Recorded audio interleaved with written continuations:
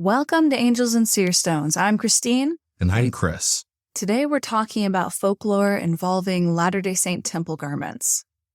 You're going to hear legends about the origin of the garment and its protected properties. And we'll be talking about stories of celebrities and others who unwisely defiled the garment by dyeing them. And finally, we'll be discussing what the garment means to us, Christine and me. Hope you stick around for it. Latter-day Saints are a people of radical faith. We are a unique body of Bible-believing Christians. For us, the scriptural canon has been opened. The traditional sacraments have expanded. Our beliefs and practices are steeped in universalism, esotericism, and apocalypticism. The Latter-day Saint tradition is a religion in which angels visit everyday people, and sometimes men and women see the divine in stones. In this podcast, we examine the lived religion of Latter-day Saints, our beliefs, and our stories. We take seriously the whole gamut of Latter-day Saint experience. Join us, Christine and Chris Blythe, two professional folklorists and Latter-day Saint converts, as we openly discuss our faith while exploring the traditions of our chosen people.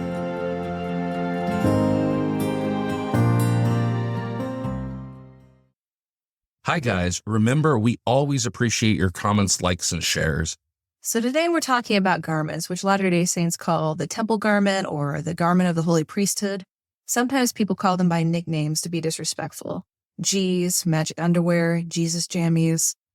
But apparently some people have coined them super underpants. Those of us who have been to the temple know that we received the garment of the holy priesthood as part of the endowment, just after a beautiful initiatory ceremony in which we are washed and anointed like Old Testament priests and kings. We wear the garments day and night as often as we are able. The first legend I want to share is the story of how garments were revealed to Joseph Smith. We actually don't know when Joseph brought garments to the saints. There was never a public announcement, but we know at some point that this was introduced to those who were entrusted with the rituals at some point around 1842. This is the most complete story that comes down to us. All right, from James Allred, who's remembering his grandparents' story about learning of the garment in Nauvoo. It was while they were living in Nauvoo that the prophet came to grandmother Elizabeth Warren, who was a seamstress by trade, and told her he had seen the angel Moroni with the garments on, and asked her to assist him in cutting out the garments. They spread unbleached muslin out on the table, and he told her how to cut it. She told the prophet that there would be sufficient cloth from the knee to the ankle to make a pair of sleeves. But he told her he wanted as few sleeves as possible, that there would be sufficient whole cloth to cut the sleeve without piercing. Now, the copy of the document that survives in the Church History Library includes a warning probably drafted by Joseph Fielding Smith in the earlier mid-20th century, in which he warns the story is a bit doubtful. Which tells us either that people were questioning the story or that it was new to him, and so he didn't want it validated in church publications. In the early 1900s, Mormon fundamentalists were telling this story, but claiming that instead of it being Moroni, it was John the Revelator. Let me quote from Lauren C. Woolley, who is considered the father of Mormon fundamentalism. John the Revelator, under the direction of Jesus Christ, taught Joseph Smith the pattern of the garment of the priesthood. He cut out a pattern and then had Joseph Smith do likewise. So why is Lauren Woolley and likely others trying to argue that it was John the Revelator rather than Moroni that showed up to teach about garments? I know the simple answer might be that when Moroni appeared to Joseph Smith, he was wearing a robe that allowed him to see into his bosom. That doesn't really sound like Moroni was wearing garments. That could be a reason why someone might rule out Moroni as the angel who introduced the garments. John the Revelator is also a restoring angel. He showed up with Peter and James to restore the Melchizedek priesthood. I wonder if it has anything to do with the idea that many Latter-day Saints might have seen the garment in passages of the book of Revelation. There is tons of talk about robes washed white with the blood of the Lamb. And what about Revelation 16:15, which says, "Blessed is he that watcheth and keepeth his garments, lest he walk naked, and they see his shame." It's clear how Latter-day Saints then and now would read this passage. Absolutely. That could be it. The origin of the garment, according to tradition, comes from angelic visitation, But as we begin our next topic, I want to highlight the first public mention of the garment. Our earliest reference actually comes from an expose written by former Nauvoo mayor and unquestionable scoundrel, John C. Bennett. The book is History of the Saints, published in the autumn of 1842, several months after Bennett's excommunication. History of the Saints is full of fascinating accounts of religious life in Nauvoo, but when it comes to the most sensational and sensitive aspects of his story, Bennett depicts a set of ceremonies and secret societies that are completely absent from all other accounts. Historian Brian C. Hales has put forward an argument that Bennett wasn't an insider when it came to Joseph's esoteric teachings. Other scholars assume he was an insider, but he had an agenda to slander the saints, and so he sometimes added his own innovations. Maybe we'll talk about his claims about Nauvoo's women organized into a mystical harem of 3 degrees. Yeah, maybe. I don't know. But what does he say about the garments? One of the most curious and ludicrous ceremonies connected with the initiation into Order Lodge is this. After the precious ointment has been poured upon the candidate, a hole is cut in the bosom of his shirt. This shirt must never on any account be worn again, but must be sacredly preserved to keep the destroying angel from them and their families.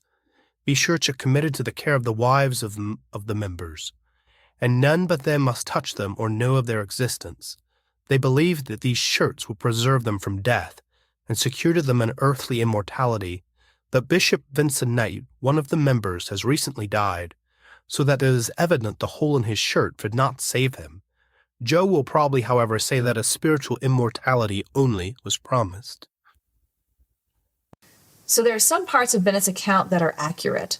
The garment is given in connection with an anointing, and the marks were cut into the garment as a part of the ceremony until deep into the 19th century. He also accurately reported that this shirt, as he calls the garment, was believed to offer physical protection, but Latter-day Saints don't seem to have believed it would grant them immortality or something like that. It doesn't seem like there was ever a practice of women hiding their husbands' garments. At least this wasn't the case after Joseph's death.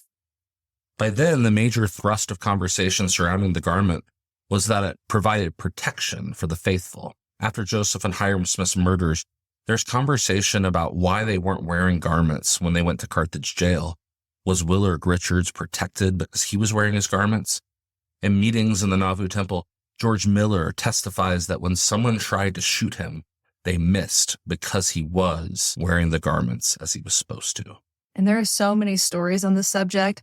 We're going to go through a number of them, and the major theme is that the garment itself is a literal shield to the faithful. Let's check them out. A missionary, Robert Sperry, who labored in New Zealand, told to me about an elder who had been called very late in the evening to attend a spiritual meeting. He was in the shower when the phone call came about the meeting, and so he proceeded to rush out of the house, just slipping on a robe and a coat. Just as he got outside of the door, he was inspired to go back into the house and put on his garments. Proceeding to do so, he finally made it to the meeting. Going inside, everything became quiet and nothing continued. When he went to return home, he turned around and found a man standing behind him holding a knife ready to plunge into this missionary's back. It showed also how these garments serve as protection from evil influences because the man was unable to strike down with the knife. His hand seemed to be paralyzed. In this story of the garment wards off an attack on a missionary's life. Of course, we're reminded that we should wear our garments since we follow the missionary of first not doing so, then putting on his garments and finding out that he's protected. It's a story really reminiscent of George Miller's story in which the assassin tried to take his life, couldn't hit him. This is actually different than a lot of the stories we hear about garments. See if you can't tell the difference in this next story. There were 2 missionaries who were traveling on the highway and were trying to decide which off-ramp to take. They found themselves in the midst of not making the decision totally and were heading straight for the concrete abutment between the off-ramp and the highway proper.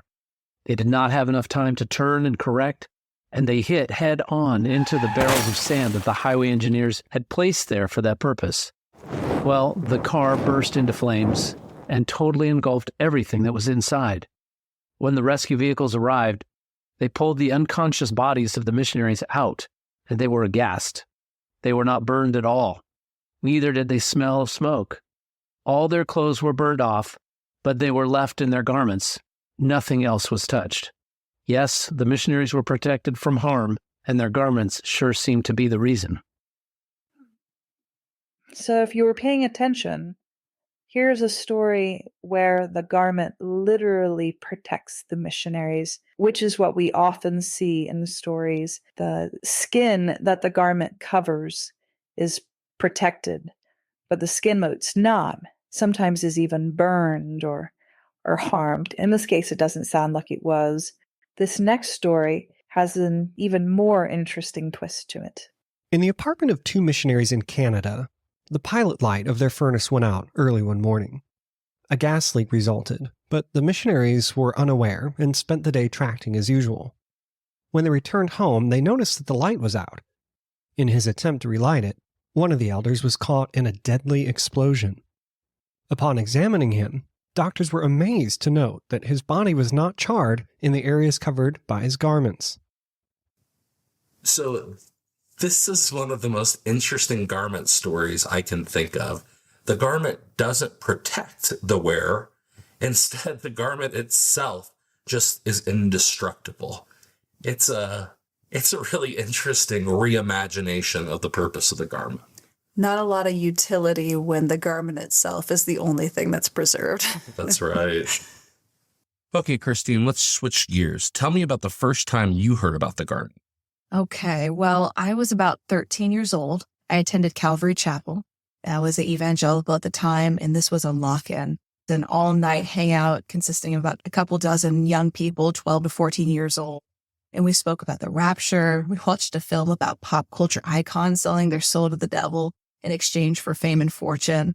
We danced to Christian ska music, and we took a crash course on quote-unquote Christian cults, Catholic idolatry, and Seventh-day Adventist visionary beginnings, Jehovah's Witnesses, 144,000, and of course, a discussion on Mormonism's magic underwear. And my youth pastor knew relatively little about the practice, simply employing the term quote-unquote magic underwear as a way of saying that Mormons were crazy.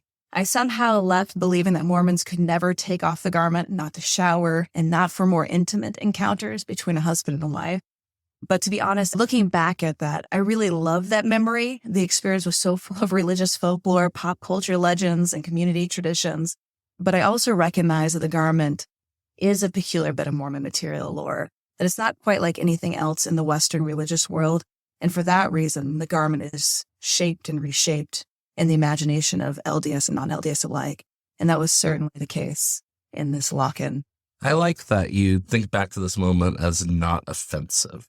That this was a sincere attempt for sure, but it was a ignorant attempt as well. Yeah, there was absolutely some naivety from my youth pastor, but I knew my youth pastor loved me, and his attempt wasn't to necessarily make fun of these traditions, but protect me from what he thought were deception. Deception, absolutely. There are examples of anti-Mormon garment lore that does bother me, and I bet it bothers you too, including a long-held tradition of expose.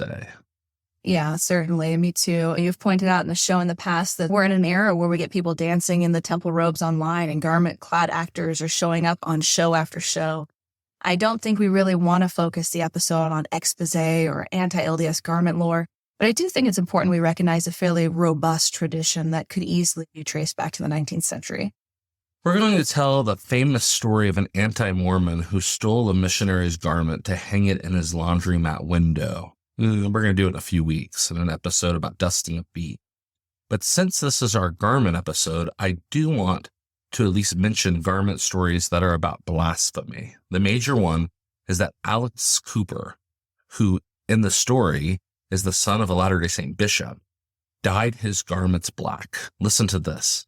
So people used to say that Alice Cooper was once a member of the church. After leaving, he dyed his garments purple and wore them as a costume at his concerts. Sometimes the rumor is that the garments are black, sometimes purple, sometimes red. There's not a lot to this story. Alice Cooper was a shock rocker who did some crazy things on stage. Decades before, he'd worn women's clothes, dark mascara, eyeshadow, and a top hat. It was a creepy look. But most of the stories about him are urban legends. He didn't bite the head off of any animals. So far as I can tell, he didn't use directly blasphemous or satanic imagery. As Cooper describes it himself, he was into haunted house gags, which included fake blood, but little more than that. There's an interesting truth that goes along with this story, though, and that is that while Alice Cooper was never a member of the Church of Jesus Christ of Latter-day Saints, he was a member of the Book of Mormon believing Church of Jesus Christ, founded by William Bickerton.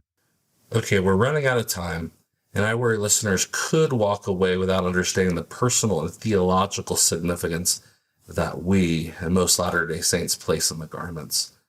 This isn't just about miraculous protection, and it's not just about an item that you could treat sacredly or you could blaspheme. We all understand that garments are a controversial topic in and outside of the church. Inside of the church, they have at times been used as a tool for policing modesty. Outside of the church, as we've just discussed, they've been ridiculed as an oddity of the faith.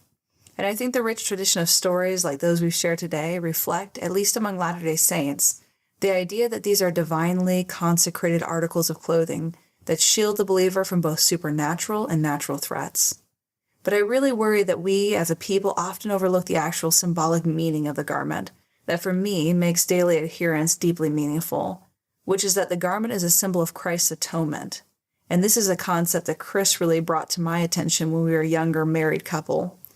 And to this day, I'm surprised that the symbolism is rarely articulated with any real clarity in the majority of lectures on the garment.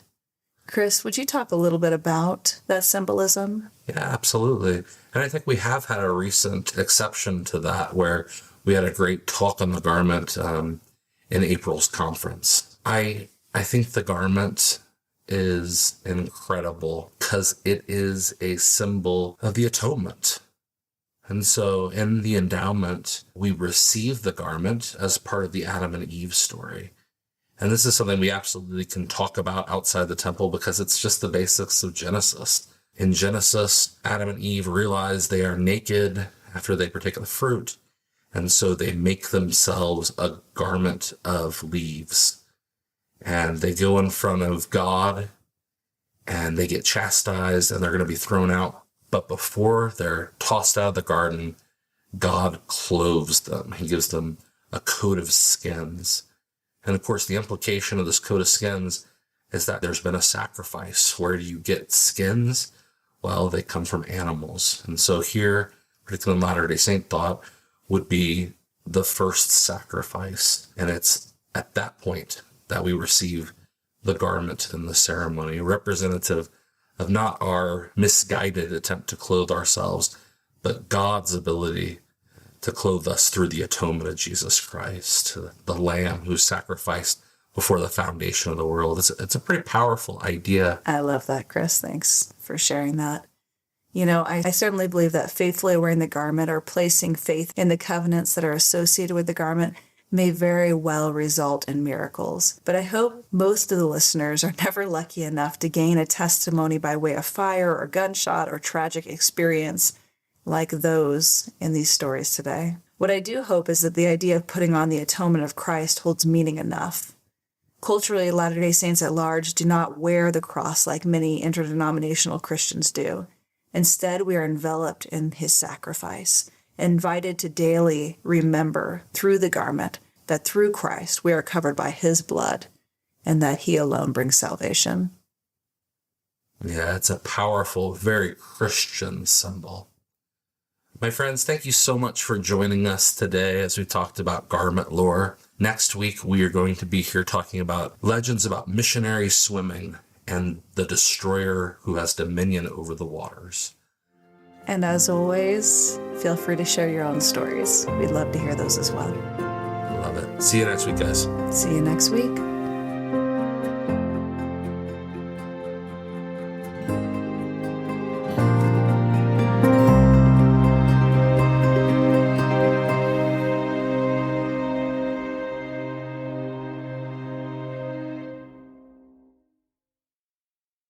Angels and Seerstones is a proud member of the Dialogue Podcast Network.